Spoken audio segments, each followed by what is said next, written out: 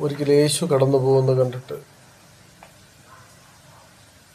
യോഹന്നാൻ തൻ്റെ ശിഷ്യന്മാരോട് പറഞ്ഞു,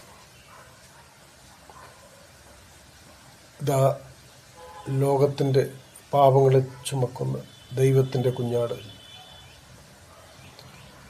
ഉടനെ യോഹന്നാൻ സ്നാപകൻ്റെ ശിഷ്യന്മാർ യേശുവിനെ അനുഗമിച്ചു. യേശു തിരിഞ്ഞ് അവരോട് ചോദിച്ചു, നിങ്ങൾ എന്ത് അന്വേഷിക്കുന്നു എന്ന് ചോദിച്ചു. റബി, നീ എവിടെ പാർക്കുന്നു എന്ന് ചോദിച്ചു.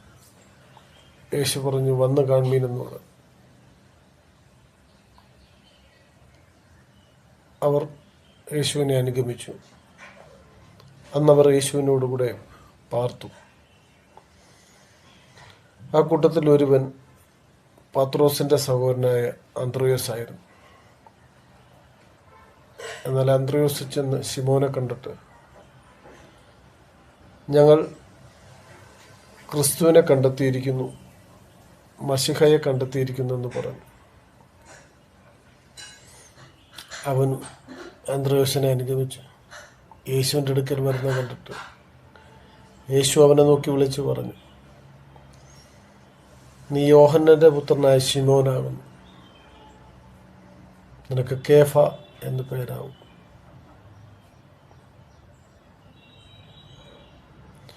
പിറ്റന്നാൾ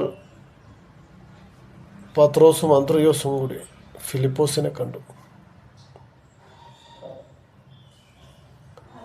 മോശയും പ്രവാചകന്മാരും എഴുതിയിരിക്കുന്ന അവനെ ഞങ്ങൾ കണ്ടെത്തിയിരിക്കുന്നു. അങ്ങനെ ഫിലിപ്പോസ് അവനെ അനുഗമിച്ചു. എന്നാൽ ഫിലിപ്പോസ് നഥനയേലിനെ കണ്ടിട്ട് നഥനയേലോട് പറഞ്ഞു. അങ്ങനെ നഥനയേൽ യേശുവിൻ്റെ അടുക്കൽ വന്നു. നഥനയേൽ യേശുവിൻ്റെ അടുക്കൽ വരുന്നത് കണ്ടിട്ട്, ഇതാ സാക്ഷാൽ ഇസ്രായേലിയൻ, ഇവനിൽ കപടമില്ലെന്ന് പറഞ്ഞു. നീ എന്നെ എവിടെ വെച്ച് കണ്ടെന്ന് ചോദിച്ചു. ഫിലിപ്പോസ്, നിന്നെ കാണുന്നതിന് മുൻപ് നീ അത്തിയുടെ കീഴിലിരിക്കുമ്പോൾ അവിടെ വെച്ച് ഞാൻ നിന്നെ കണ്ടു. നഥനയേൽ പറഞ്ഞു, നീ സാക്ഷാൽ ഇസ്രായേലിൻ്റെ രാജാവെന്ന് പറഞ്ഞു.